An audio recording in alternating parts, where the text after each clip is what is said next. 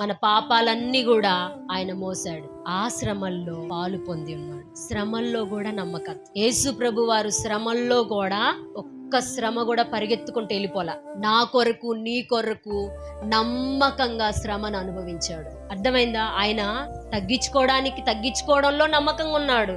ఎంత దేవాతి దేవుడైనా 11 మందితో కలిసి తిన్నాడు, 12 మందిని ప్రేమించాడు. వాడు దొంగ అని తెలుసు, వాడు సైతాన్ అని తెలుసు, వాళ్ళతో కలిసి తిరిగాడు. నమ్మకంగా దేవుని ఎదుటున్నాడు. ఆ తర్వాత ఎన్ని శ్రమలు అనుభవించాలో అన్ని శ్రమలు నమ్మకంగా, ఇది దేవుడి కోసం నేను భరించాలి. నా దేవుడి దృష్టిలో నేను ఈ శ్రమ భరించకపోతే నా తండ్రి దృష్టిలో నేను అపనమ్మకస్తుణ్ణి.